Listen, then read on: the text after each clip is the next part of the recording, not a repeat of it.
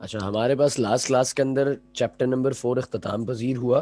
अब जो हमारे पास चैप्टर स्टार्ट होगा वो है चैप्टर 5।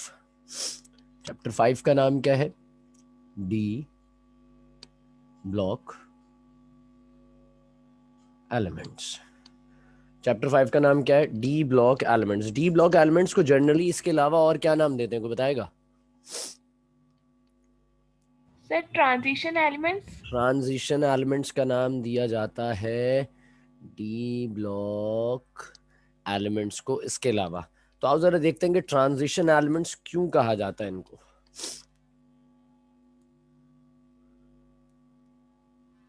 या ट्रांजिशन एलिमेंट्स बेसिकली सारे डी ब्लॉक एलिमेंट्स को कहते हैं, या क्या फिनोमेना है? कोई थोड़ा सा डिस्क्राइब करेगा? ट्रांजिशन एलिमेंट का लफ्ज हम अक्सर पढ़ते हुए आ रहे हैं। हम नॉर्मली क्या कहते हैं कि भाई ट्रांजिशन एलिमेंट्स किनको कहा जाता है? उन तमाम एलिमेंट्स को जो सारे पाए जाते हैं डी और एफ ब्लॉक में। ऐसी है ना? जी सर। देखो, अब फिनोमेना थोड़ा सा डिफरेंट करते हैं। फिनोमेना को थोड़ा सा डिफरेंट करते हैं ट्रांजिशन एलिमेंट को। जरा, अरे भैया कौन है ये, आ नहीं पा रही मीटिंग में खातून। हाँ, तो फिनोमेना डिफरेंट इस अंदाज से करते हैं कि अब ट्रांजिशन एलिमेंट को जरा एक दूसरे रुख में देखते हैं। ट्रांजिशन एलिमेंट्स बेसिकली कहा जाता है उन तमाम एलिमेंट्स को जिनका डी और एफ ब्लॉक, जिनका डी और एफ ब्लॉक जो है वो अनपेयर्ड हो, यानी कि इनकम्प्लीट हो। लिखते हैं, जरा एक बात लिख लीजिए ट्रांजिशन एलिमेंट में। मैं लिखवा रहा हूं दोज एलिमेंट्स, लिख लो, those elements which have the partially filled, those elements which have the partially filled d or f orbitals, those elements which have the partially filled d or f orbitals in natural state, those elements which have the partially filled d and f orbitals in natural state or in any one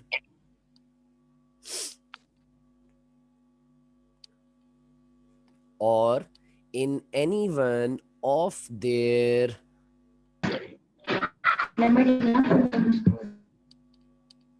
natural state or any one of the, or in any one of their oxidation states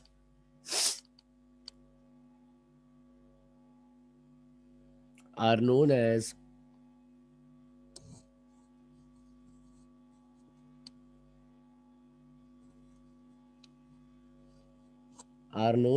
transition elements.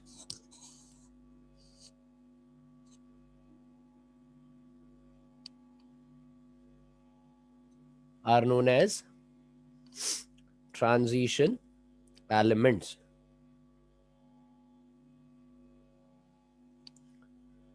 लिख लिया भाई?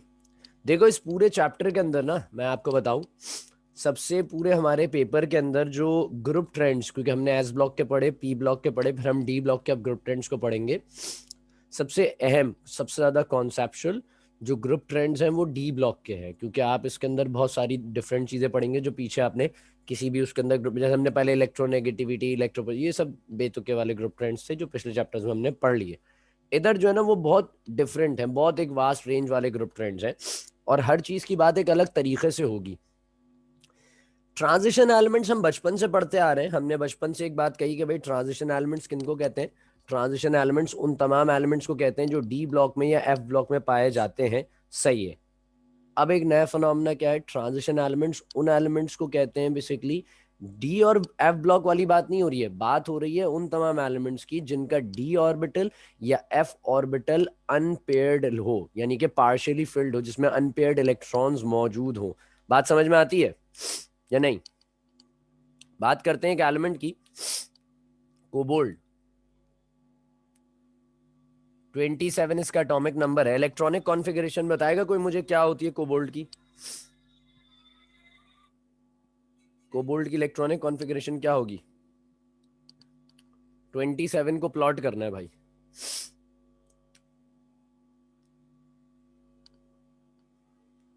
बोलो बेटे। 1s2, हाँ भाई, 1s2, 2s2, फिर 2p6, 2p6, 3s2, फिर 3p6, फिर 4s1, 4s 1 1 क्यों?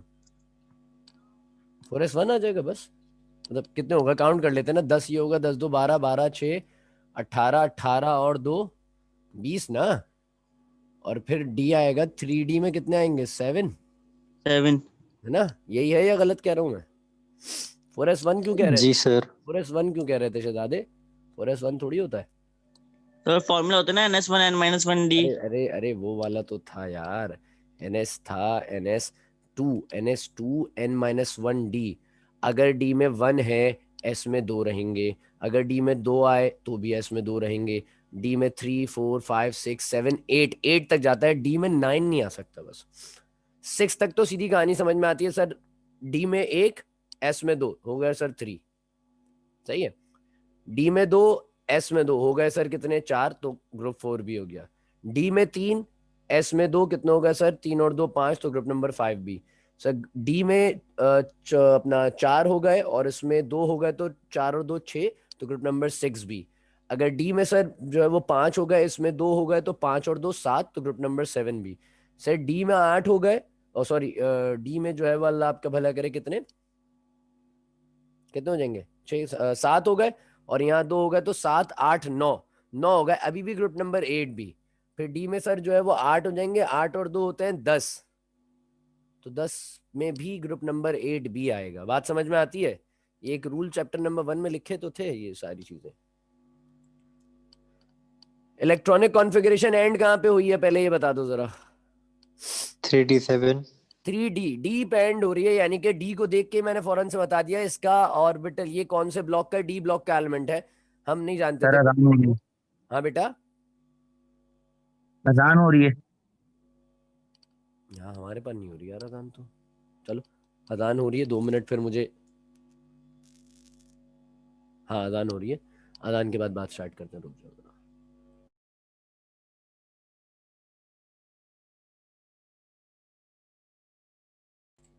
अच्छा भाई, आ जाओ स्टार्ट करते हैं। हमारे पास ये इलेक्ट्रॉनिक कॉन्फ़िगरेशन जो एंड हुई है वो एंड हुई है जाकर डी ऑर्बिटल पे। इट मींस कि ये डी ऑर्बिटल का एलिमेंट है। Is it a transition element और नॉट, ये हम डिफाइन करेंगे कैसे। जो अभी हमने एक डेफिनेशन लिखी कि ट्रांजिशन एलिमेंट्स उन तमाम एलिमेंट्स को नाम दिया जाएगा बेसिकली, क्योंकि हमने 9th में पढ़ा sir all the transition elements are metal. सही है, बात समझ में आती है सारी। डी ब्लॉक एलिमेंट्स को, एफ ब्लॉक एलिमेंट्स को transition elements, inner transition outer transition कहते हैं। सही है। ट्रांजिशन एलिमेंट्स बेसिकली ये लफ्ज किसके लिए इस्तेमाल किया जाता है? कहा गया कि वो तमाम एलिमेंट्स जिनके डी और एफ ऑर्बिटल, जिनके डी और एफ ऑर्बिटल में अनपेयर्ड इलेक्ट्रॉन्स मौजूद हों, आसान अल्फाज में कहूं तो पार्शियली फिल्ड डी या एफ ऑर्बिटल्स उनके पास मौजूद हों, तो उन्हें कहा जाता है ट्रांजिशन एलिमेंट्स। बात यहां तक समझ रहे हैं? सर ये पार्शियली फिल्ड या इसकी क्या मामलात हैं, आओ देखते हैं। डी ब्लॉक जो होता है उसके अंदर कितने, डी जो आपका यहाँ पे सब शेल है, इसके अंदर कितने ऑर्बिटल्स होते हैं मुझे बताओ, कोई बताएगा? कितने पार्ट्स 5 होते हैं? 5 होते हैं। 5 सही है भाई, 2 3 4 और 5। अच्छा हमारे पास है 7 इलेक्ट्रॉन्स।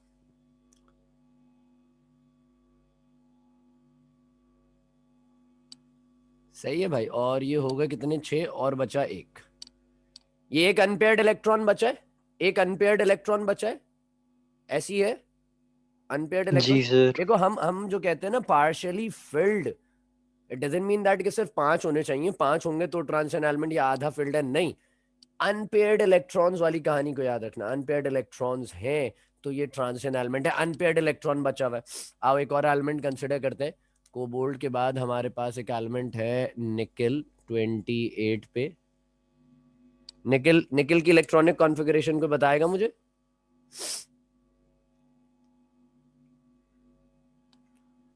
सर इसी तरह होगी 3D8 हो जाएगा। बिल्कुल ऐसे ही कर लेते हैं, सही है। 1s2 और सो ऑन करते करते करते 3D8 हो जाएगा। सही है भाई, 3D8 हो जाएगा। अच्छा, अब 3D8 हो गया तो अगर हम इसको देखते हैं तो ये जो d ऑर्बिटल है ये क्या कंप्लीटली फिल्ड है या नहीं है, बताओ। कंप्लीटली फिल्ड है नो सर। नो सर, क्योंकि लेकिन ऐसे पेयर्स हो जाएंगे। देखो, अब यहाँ पे क्या मसाइल आते हैं, मैं बिल्कुल उस पेयर्स वाली बात को क्लियर करता चलूं मैं। हम इसको भी मैं यहाँ पर ही दिखाऊं ताकि आपको मेरी अगली बात समझ में बिल्कुल आसानी से आ जाए। हमने एक रूल पढ़ा होता है, उस रूल के मुताबिक कहा जाता है कि अगर इलेक्ट्रॉन्स के पास कैपेसिटी मौजूद है तो वो सेपरेट रहते हैं। सही है, अगर इलेक्ट्रॉन्स के पास कैपेसिटी मौजूद होती है तो वो हमेशा सेपरेट रहते हैं बनिस्बत ये कि वो एक साथ रहें, ताकि उनकी जो इलेक्ट्रॉन इलेक्ट्रॉन पेयर रिपल्जन है ना, वो रिपल्जन ना हो। क्योंकि देखो, एक जगह पे एक घर, ये छोटा सा एक कमरा है, इस एक कमरे में कितने इलेक्ट्रॉन्स रह सकते हैं? दो। ये भी इलेक्ट्रॉन ये भी इलेक्ट्रॉन, दोनों इलेक्ट्रॉन्स हैं, दोनों नेगेटिव चार्ज हैं, दोनों। आप देख रहे हैं मैंने जो एंगल्स बनाए वो अपोजिट साइड्स एरोज बनाए, ऐसी है। वो क्यों बनाते हैं हम अपोजिट साइड्स एरोज, कोई बताएगा? एक का मुंह ऊपर की जानिब, एक का मुंह सर नीचे। क्योंकि ये एक दूसरे को रिपेल कर रहे होते हैं, नहीं तो ये रिवॉल्व करते हुए भी। नहीं, हम सर इनके ऑपोजिट डायरेक्शन में रिवॉल्व करते हैं। अपोजिट डायरेक्शन की इनकी जो मूवमेंट है, अपोजिट डायरेक्शन की जो इनकी स्पिन है, उसको दिखाते हैं कि एक ऐसे जा रहा है, एक ऐसे जा रहा है, एक क्लॉकवाइज है, एक एंटी क्लॉकवाइज है। सिंपल फिनोमेना ये है। जब हम इस तरीके से घर भरते जाते हैं, अगर मिसाल के तौर पे मैं सिर्फ एक घर की बात करता हूं जिसमें दो इलेक्ट्रॉन्स हैं, तो दोनों इलेक्ट्रॉन्स हैं, दोनों नेगेटिवली चार्ज पार्टिकल्स हैं, दोनों के दरमियान में कोई अट्रैक्शन नहीं हो सकती। हाँ, अलबत्ता रिपल्जन बहुत अच्छे तरीके से हो सकती है इनके दरमियान में। बात समझते हैं आप मेरी? इन दोनों के दरमियान में अट्रैक्शन नहीं, रिपल्जन हो सकती है। तो अगर if there is a capacity, अगर हमारे पास जगह है तो ये सेपरेट रहते हैं। बात समझ है? मतलब अगर मैं आपको बताऊं कि अगर किसी डी ऑर्बिटल में हम इलेक्ट्रॉन्स फिल कर रहे हैं और 5 घर हैं और मेरे पास इलेक्ट्रॉन्स की तादाद भी कितनी है? 5। तो पहले इस तरह भरते हैं, एक दो, एक दो तीन चार पांच, पहले इस तरह भरते हैं। फिर अगला छठा इलेक्ट्रॉन आएगा, वो छठा इलेक्ट्रॉन यहाँ आएगा, सातवां यहाँ आएगा, फिर उसके बाद जाकर आठवां यहाँ आएगा। बात समझ रहे? बात समझ में आई या नहीं? जी सर। हाँ, तो अभी भी अनपेयर्ड इलेक्ट्रॉन्स रह गए। अनपेयर्ड इलेक्ट्रॉन्स हैं, पेयर नहीं बने हुए, पार्शियली फिल्ड है, कंप्लीटली फिल्ड है ही नहीं। तो ये दोनों ट्रांजिशन एलिमेंट्स कहलाएंगे या नहीं कहलाएंगे? जो हमने डेफिनेशन लिखी है उसके हिसाब से कि partially field orbital, complete orbitals ना हो, पार्शियली फिल्ड डी ऑर्बिटल होना चाहिए उनके पास। तो भैया ये भी एक ट्रांजिशन एलिमेंट कहलाएगा, ये भी एक ट्रांजिशन एलिमेंट कहलाएगा। अगर इसके आगे मैं बात करता हूं कॉपर पे, कॉपर पे बात कर लेते हैं। कॉपर का एटॉमिक नंबर क्या होता है? 29। 29 होता है। तो आओ 29 को प्लॉट कर लेते हैं। कॉपर की इलेक्ट्रॉनिक कॉन्फ़िगरेशन जरा कोई मुझे जरा बता दे, क्या होगी? 1s2, 2s2, 2s2, 2p6, आगे 3s2, फिर 3p6, 4s1, 4s 3d9। और 3d9, 3D10। 3d10, that's good 3D10। भाई। 3d10 sir. 3d10 है, 3d10 है, इसका मतलब इसका d ऑर्बिटल कंप्लीट है। यानी कि यहाँ पर 8 थे ना, तो 9 और 10 दोनों इलेक्ट्रॉन्स आ जाएंगे, तो इसका d ऑर्बिटल कंप्लीटली फिल्ड है। क्या ये ट्रांजिशन एलिमेंट है या नहीं है? बताओ। डोंट जज it on this sense that कि ये सर डी लेकिन ब्लॉक में आ रहा 4। है। ना ना ना ना, रुक जाओ। डोंट जज it on this thing that कि ये डी ऑर्बिटल में आ रहा है। सर बचपन से हम कॉपर को मेटल कंसिडर कर रहे हैं, ट्रांजिशन एलिमेंट वाली हेडिंग के नीचे लिख रहा है। मैंने सिर्फ इतना पूछा कि ट्रांजिशन एलिमेंट की जो अभी हमने डेफिनेशन लिखी कि those elements which have the partially field d और f orbitals, those elements which have the partially filled of the d and of f orbitals in their natural state, these are the natural states, और in any one of their oxidation state, तो वो transition elements कहलाते हैं। ये natural state है copper की।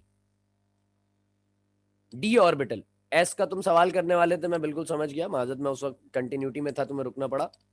S की बात कर रहे हो, S doesn't consider on this phenomena कि हम ट्रांजिशन एलिमेंट्स में एस की बात नहीं करते, डी की बात कर रहे हैं। क्या डी कंप्लीटली फिल्ड है, पार्शियली फिल्ड है, क्या सीन है बताओ? सर कंप्लीटली फिल्ड है। तो क्या ये ट्रांजिशन एलिमेंट है? नहीं सर, एक्सेप्शन होगा। ये ट्रांजिशन सर एलिमेंट, डेफिनेशन के अकॉर्डिंग तो नहीं है। हाँ मेरा बेटा, मैंने सुना नहीं, बड़ा शोर था पीछे। जो जिन्होंने डेफिनेशन के अकॉर्डिंग तो नहीं है। डेफिनेशन के अकॉर्डिंग तो नहीं है। आओ आगे करते हैं। कॉपर के ऊपर एक +1 का चार्ज आता है, +1 का चार्ज आता है, उसको भी देख लेते हैं। आओ, अगर +1 का चार्ज लगाऊंगा तो इलेक्ट्रॉनिक कॉन्फ़िगरेशन सेम रहेगी, सिर्फ डिफरेंस कहाँ आएगा बताओ, बताओ कहाँ डिफरेंस सर है? एक इलेक्ट्रॉन निकल जाएगा। तो 3D 9 हो जाएगा या 4s 0 हो जाएगा? क्या कहाँ कहाँ से निकलेगा? सर 3D 8 हो सर जाएगा और मेरे ख्याल से 4s 2 हो जाएगा। नहीं, 4s 0 होता है और 3D 10 ही रहेगा। जब एक इलेक्ट्रॉन निकलता है तो कॉपर के 4th ऑर्बिट्स में से निकलता है। जब दो निकलेंगे ना तो एक इसमें से और एक इसमें से निकलेगा। बात समझ में आई या नहीं आई? दोबारा समझाता हूं, देखो कॉपर सिंपल चल रहा है। मिसाल के तौर पे एक इलेक्ट्रॉन मांग लिया गया, क्या भैया एक इलेक्ट्रॉन हमें दे दो। लास्ट शेल कौन सा है कॉपर का? लास्ट शेल कौन सा बताओ? Sir D. Sir 4s। नहीं, 4 है लास्ट शेल। मैं पूछ रहा हूँ, डी तो ऑर्बिटल हो जाएगा ना मेरा बेटा। लास्ट शेल मैंने पूछा, आपने बता दिया सर 4 है, सही है। तो इलेक्ट्रॉन सबसे पहले किस में से निकलेगा, 4 में से या 3D में से? 4s में से या 3D में से? 4 में से। 4s। Simple phenomenon सर, 4 में से। आखिरी शेल सर 4 है तो 4 में से इलेक्ट्रॉन निकल जाएगा। तो 4, एक इलेक्ट्रॉन मांगा था आपने, एक इलेक्ट्रॉन दे दो भाई, 4 में से दे दिया, 4s में से, 4s 0 हो गया। अक्सर जगहों पे इसे लिख के भी नहीं दिखाते, डायरेक्ट 3D लिख रहे होते हैं। मैंने लिख के इसलिए दिखा दिया ताकि आपको क्लियर रहे। एक इलेक्ट्रॉन यानी कि Cu+1 का चार्ज आ गया, Cu+1 का चार्ज आ गया है। मुझे बता दो, इसको सही लिख लेते हैं, 1 पॉजिटिव कर देते हैं इसको। मुझे बता दो, क्या ये अभी ट्रांजिशन एलिमेंट है या नहीं है? No sir. ये अभी भी ट्रांजिशन एलिमेंट नहीं कहलाएगा भाई, क्योंकि अभी भी इसका डी ऑर्बिटल कंप्लीट है। आओ, एक और स्टेट होती है कॉपर के ऊपर, कॉपर पे एक और स्टेट होती है, वो होती है 2 पॉजिटिव की। अब इसको प्लॉट करके देखते हैं। इसको प्लॉट करेंगे तो क्या बनेगा आंसर? 1s2 से स्टार्ट होगा, स्ट्रेट अवे जाते हुए 3D 4s 9। तो वैसे 0 हुआ और 3D हो गया 9। क्या अब ये कंप्लीटली फिल्ड डी ऑर्बिटल है या नहीं है? No sir. अब ये कंप्लीटली No, फिल्ड है, तो sir. अब इस स्टेट में क्या होगा? अब इस स्टेट में क्या ये ट्रांजिशन एलिमेंट यानी कि Cu2 पॉजिटिव का जो चार्ज है, क्या ये copper 2 positive ion transition element के क्राइटेरिया पे पूरा उतर रहा है या नहीं उतर रहा? जी सर, उतर अब रहा उतर है। रहा है, तो ये एक ट्रांजिशन एलिमेंट कहलाया। आप देख रहे हैं, कॉपर अपनी नेचुरल स्टेट में नहीं था ट्रांजिशन एलिमेंट। कॉपर अपनी +1 के आयन की स्टेट में भी ट्रांजिशन एलिमेंट नहीं था। कॉपर अपनी 2 पॉजिटिव आयन की एलिमेंट, जो पॉजिटिव आयन की स्टेट है, उसके अंदर ट्रांजिशन एलिमेंट था। बात यहां तक समझ में आई? आओ एक एलिमेंट और जी देखते सर। हैं, एक एलिमेंट और देखते हैं इस जैसा। एक और गरीब एलिमेंट है, वो अपनी किसी भी स्टेट सर नेचुरल स्टेट में नहीं है तो फिर तो नहीं होना चाहिए ना। नहीं देखो, इट डजंट मीन दैट कि नेचुरल स्टेट में नहीं है, आयन स्टेट के अंदर भी होना बड़ा मैटरेबल है ना। कॉपर के जो कंपाउंड्स होते हैं वो तो आयंस की फॉर्म में बनते हैं ना। कॉपर मेटल है, मेटल तो इलेक्ट्रोपॉजिटिव एलिमेंट्स होते हैं। इलेक्ट्रोपॉजिटिव होने का मतलब क्या, कि वो कंपाउंड बनाएगा ही इलेक्ट्रॉन लूज करके, और जब वो इलेक्ट्रॉन लूज करके कंपाउंड बनाएगा तो लाजमी सी बात है वो तो आयन बन जाएगा। और जब अगर वो +2 का आयन बनेगा तो लाजमी सी बात है उसके अंदर वो मेटालिक नेचर आ जाएगा, क्योंकि उसका डी ऑर्बिटल पार्शियली फिल्ड हो जाएगा। बात समझे या नहीं? ठीक है सर। और सर फिर 3D 9 वाली जो एक्सेप्शन आती है कि ये स्टेबल नहीं रहता, नहीं, अब वो भी चली गई। नहीं नहीं नहीं नहीं, देखो 3D 9 वाली जो एक्सेप्शन थी ना, वो इलेक्ट्रॉनिक कॉन्फ़िगरेशन नॉर्मल एलिमेंट्स के लिए प्लॉट करने के लिए थी, कि डी में कभी 9 नहीं आता। आइंस में तो डी में 9 भी आता है, आइंस का कोई मसला नहीं है। आइंस में तो इलेक्ट्रॉन्स निकालते जाओ, आता जाएगा। बात समझे शहजादे? जिंक की बात करते हैं भाई। जिंक में हमारे पास एटॉमिक नंबर है 30। अब बताओ क्या होगी इसकी इलेक्ट्रॉनिक कॉन्फ़िगरेशन जल्दी से? मेरा ख्याल में सेम इलेक्ट्रॉनिक कॉन्फ़िगरेशन हो जाएगी, 1s2 एंड सो ऑन चलते चलते 4s2 होगा और फिर 3D 10 हो जाएगा। ऐसी है ना? 29 पे ये था, 29 पे ये था, 30 में वही एक और ऐड कर दिया मैंने बस एस में। गलत तो नहीं किया मैंने? सही किया है ना? सर ये थोड़ा रिपीट कीजिए, आपने अभी क्या बोला था? मैंने कहा कि जिंक का एटॉमिक नंबर है 30, इसकी इलेक्ट्रॉनिक कॉन्फ़िगरेशन प्लॉट की मैंने। जैसे यहाँ कॉपर में 29 की ये थी ना स्टेबल, मैंने बस एक ऐड कर दिया, S1 था S2 कर दिया, खत्म, तो 30 हो गए। यहाँ तक आते आते मेरे पास थे तकरीबन 18, 18 के बाद 2 मिला है 20, 20 के बाद ये 10 मिला है 30, 30 बन गया। क्या इस सिचुएशन में जिंक अपनी नेचुरल स्टेट के अंदर क्या ट्रांजिशन एलिमेंट है? नो सर, अब इस पर No, 3 sir. पॉजिटिव आएगा। नहीं 3 पॉजिटिव नहीं आएगा इस पे, ये ट्रांजिशन एलिमेंट नहीं है। जिंक पर एक चार्ज आता है नॉर्मल, जो जिंक का चार्ज है वो होता है जिंक का +2 चार्ज। सर मैक्सिमम कहाँ तक आ सकता है किसी भी एलिमेंट में, या नहीं, जो लिमिट होगी? लिमिट तो हम ट्रांजिशन एलिमेंट्स में वेरिएंस है बहुत ज्यादा। Mn के ऊपर देखो अलग अलग तरह के चार्ज आते हैं। मैग्नीज के ऊपर +4 का चार्ज भी आता है, +2 का चार्ज भी आ जाता है, 5 का भी आ जाता है। कंपाउंड के ऊपर डिपेंड कर रहा होता है। बात समझ रहे हैं आप मेरी? कंपाउंड के ऊपर डिपेंड कर रहा होता है। इस चैप्टर में हमें यही तो गेम खेलना है, सारा गेम इन चीजों पे है। आप बहुत सारे जैसे टॉपिक से आएगी खैर बात समझ में वाली, हम कहते हैं उनको कॉम्प्लेक्स कंपाउंड्स। वो एक एलिमेंट के एक कंपाउंड में ना 4 तरह की चीजें जुड़ी हुई होती हैं एक साथ, हमें उनको नाम देना होगा, क्योंकि उसमें एक एक करके हम आइंस को नाम देते जाएंगे। एक रूल है हमारा, सलमा रूल है, सलमा बाजी का एक रूल है, उस रूल को फॉलो करेंगे, उसके हिसाब से हम चलेंगे। तो वहां पर नाम देने होते हैं। एक मेटल एक ऑक्सीडेशन स्टेट अभी दिखा रहा है, अगले कंपाउंड में वो अलग ऑक्सीडेशन स्टेट दिखाएगा। मेटल्स का यही तो सीन है, मेटल्स की जो ऑक्सीडेशन स्टेट होती है वो वेरिएबल होती हैं। जो खासकर ट्रांजिशन एलिमेंट्स हैं, जो डी और एफ ब्लॉक एलिमेंट्स जो है, उनकी ऑक्सीडेशन स्टेट वेरिएबल होती है। उसकी वजह क्या होती है? क्योंकि उनकी केमिकल बॉन्डिंग में पार्टिसिपेट करने के लिए एक ऑर्बिटल नहीं होता, या एक ऑर्बिट नहीं होता, 2 अलग अलग ऑर्बिट्स होते हैं। 2 अलग अलग, एक का 3 होता है, पिछले वाले का 3 होता है, और लास्ट वाले का S लगा होता है। ऐसी होता है, यही है ना? NS और NS N-1D, यही था। NS और N-1D यही लिखा हुआ था जी सर। जब हमने। तो 2 है ना, NS यानी कि लास्ट ऑर्बिट का S होगा, और N-1D यानी कि सेकंड लास्ट ऑर्बिट का D होगा। तो केमिकल बॉन्डिंग के अंदर उनके पास एक शेल जो है वो पार्टिसिपेट नहीं करता, उनकी केमिकल बॉन्डिंग के अंदर 2 शेल्स पार्टिसिपेट कर रहे होते हैं। इसकी वजह से उनकी जो है वो ऑक्सीडेशन स्टेट में वेरिएंस पाया जाता है। तो अगर मैं जिंक इलेक्ट्रॉनिक कॉन्फ़िगरेशन +2 के हिसाब से प्लॉट करता हूं, तो चलते चलते 4s हो जाएगा 0 भाई, और 3d रह जाएगा 10। तो क्या अभी भी इस स्टेट में भी ये ट्रांजिशन एलिमेंट्स की जो नो करेक्टरिस्टिक्स है, जो सर। प्रॉपर्टीज है, उसको पूरा कर रहा है? तो ये अभी भी नहीं कर रहा है, ये बेचारा गरीब अभी भी ट्रांजिशन एलिमेंट की जो प्रॉपर्टीज हैं, जो इनकी क्राइटेरिया है, उस पर पूरी तरीके से नहीं उतरता। बात यहां तक समझ में आती है? जी सर।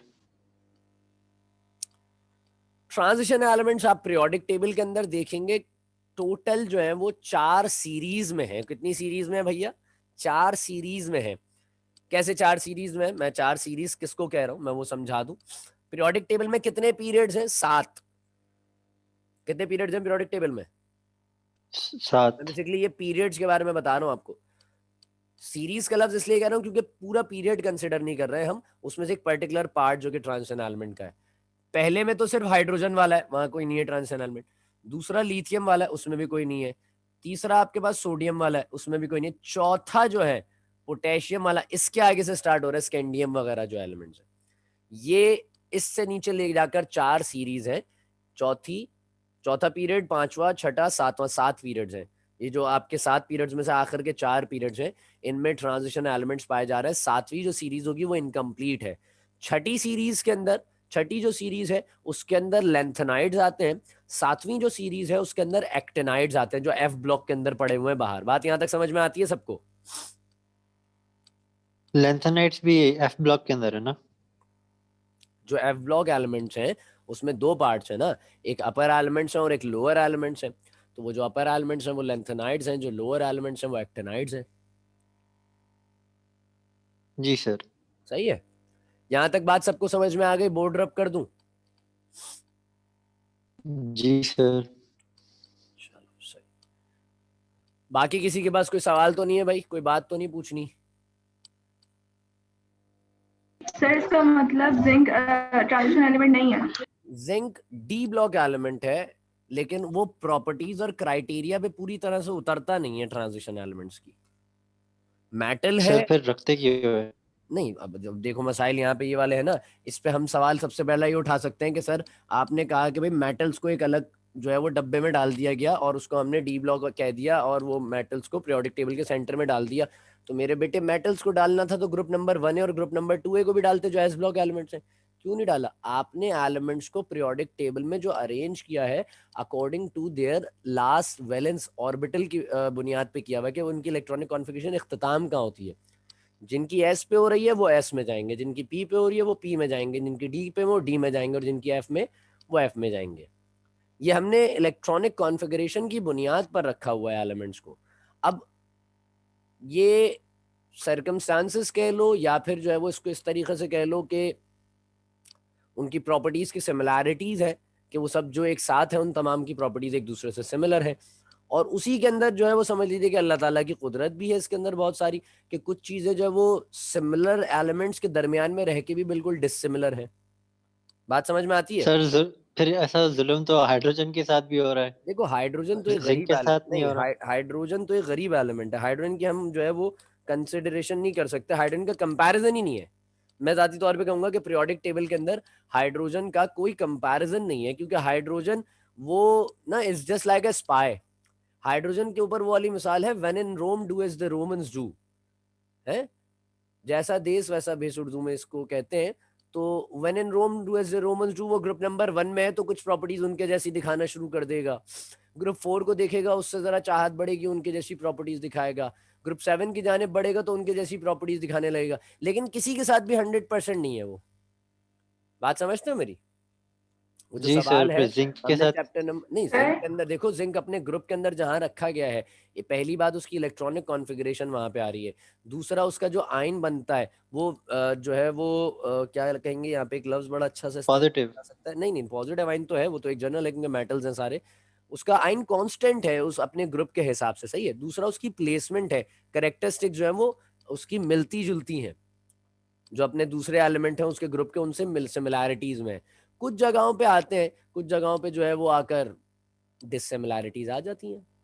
जैसे ट्रांजिशन एलिमेंट्स, देखो हम ट्रांजिशन एलिमेंट्स कोई पार्ट नहीं है पीरियोडिक टेबल का। पीरियोडिक टेबल का पार्ट है डी ब्लॉक और पीरियोडिक टेबल का पार्ट है एफ ब्लॉक। ट्रांजिशन एलिमेंट्स एक पर्टिकुलरली कुछ पार्ट ऑफ एलिमेंट्स, कुछ सेलेक्टेड एलिमेंट्स को एक नाम दे दिया गया, उनका एक ग्रो है। जैसे क्लास के अंदर कहते हैं ना कि ये शैतानों का एक टोला है, तो वो पूरी क्लास शैतानों का टोला नहीं है, उसमें से पर्टिकुलर कुछ 2-3 बच्चे हैं जिनको शैतानों का टोला कहा जाता है। बात समझते हो मेरी? नहीं समझे? जी सर, समझ गया। कुछ सवाल कर रहा था पीछे से, कोई खातून कुछ कह रही थी। सर मतलब डी ब्लॉक एलिमेंट्स में कुछ ऐसे एलिमेंट्स नहीं है जो असल में ट्रांजिशन एलिमेंट्स नहीं है। आप ये इस तरह से कंसिडर कर सकते जिंक हैं के कि अलावा जिनका, भी कोई। हाँ जिंक के अलावा भी, जैसे कॉपर है नॉर्मली, अभी हमने देखा कॉपर को, जिनके सर कॉपर लास्ट तो है ना। जिनके नहीं, वो तो अपनी ऑक्सीडेशन स्टेट में जाके, नेचुरल स्टेट में नहीं है। तो जिनके लास्ट जो डी ब्लॉक्स हैं वो कंप्लीट हैं, जैसे कि ग्रुप नंबर 2 आएगा इसमें और ग्रुप नंबर 1 भी आएगा। 1B और 2B के जो एलिमेंट्स हैं वो आएंगे इसके अंदर। जैसे कि इसमें गोल्ड आएगा, सही है, जैसे कि इसमें प्लैटिनम आ जाएगा। ये तमाम एलिमेंट्स हैं जो इसमें हमारे पास आएंगे। बात समझते हैं आप मेरी?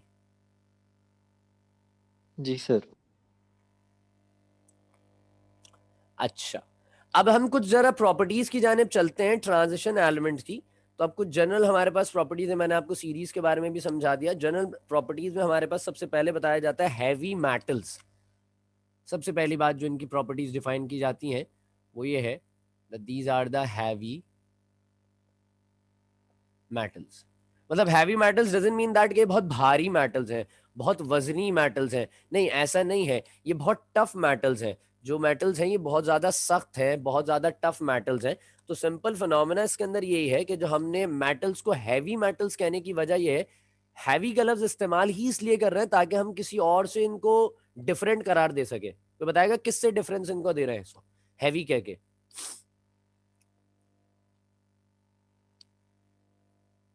अल्कली मेटल्स अल्कली मेटल्स और alkaline earth metals in simple S block elements, इनको डिफरेंट कर रहे हैं हम, क्योंकि वो भी सारे मेटल्स हैं, but they were the light metals, these are the heavy metals, they all the transition elements are the heavy metals. Heavy metals मतलब ये ठोस मेटल्स हैं, सख्त सब्सटेंसेस हैं, रफ और टफ सब्सटेंसेस हैं, दैट्स द रीजन इनको कहा जाता है हैवी मेटल्स। बात यहां तक समझ में आती है? जी सर। अब अगर हम बात करते हैं इनकी एक और प्रॉपर्टी पे, बड़ी कॉमन सी प्रॉपर्टीज हैं स्टार्टअप में हमारे पास, ये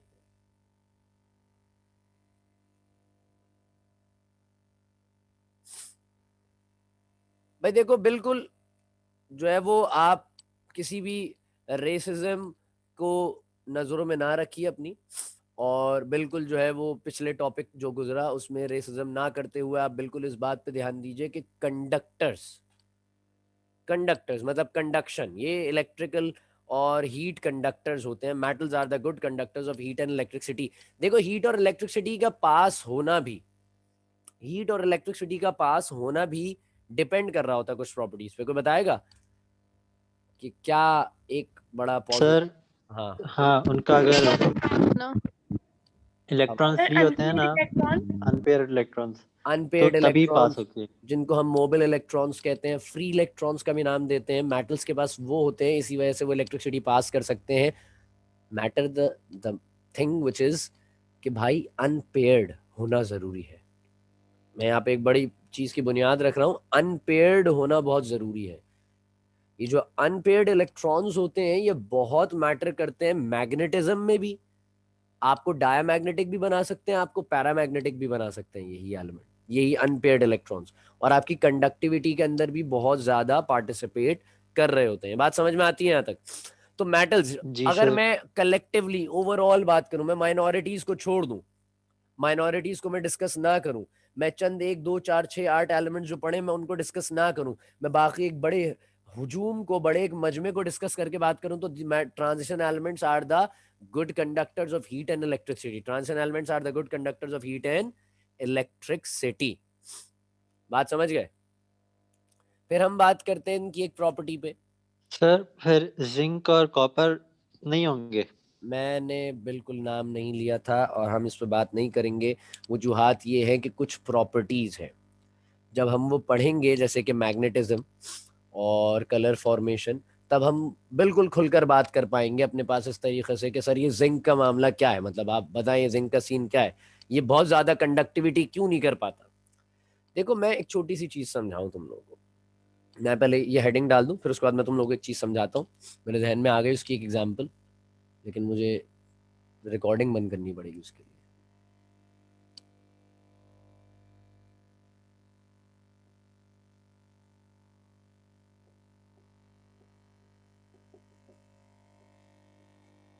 कहते हैं मैलेबल एंड डक्टाइल। अच्छा मैं एग्जांपल समझा रहा था आपको कि सर रिकॉर्डिंग तो बंद करें। नहीं नहीं, रिकॉर्डिंग बंद करने के तो मेरे पास अच्छे लफ्ज आ गए, अदब वाले अल्फाज आ गए मेरे पास। हम अक्सर और बेशतर देखते हैं, मतलब अल्लाह ताला ने ये चीज़ जो है वो फॉर्म की, मेरी और आपके हाथ में कोई इसका इख्तियार नहीं है। अल्लाह ताला ने जो है वो ख़वातीन का जो एक रुतबा रखा है वो बहुत ऊंचा रखा है, ख़वातीन का जो एक अदब रखा है वो मर्दों से ज़्यादा रखा है, ख़वातीन के अंदर जो नाजुक नाजुकपन जो रखा है वो अल्लाह ताला ने मर्दों से बहुत ज़्यादा रखा है, इसीलिए उनको सिन्फ़े नाजुक कहते हैं। सही है। अच्छा मर्द को इस हिसाब से हम कहाँ रखा गया है, मर्द को इस हिसाब से रखा गया कि मर्द ज़रा मजबूत होता है, मर्द ज़रा गुस्सैल होता है, मर्द हर चीज़ को जो है वो ईजिली पी जाने वाला होता है कि यार हाँ बस हो गया, मसला हल करते हैं कुछ। सही है, परेशानियों को बहुत ज़्यादा जो है वो अपने सर पे सवार करने वाला ख़वातीन बड़ा इस तरह की होती हैं।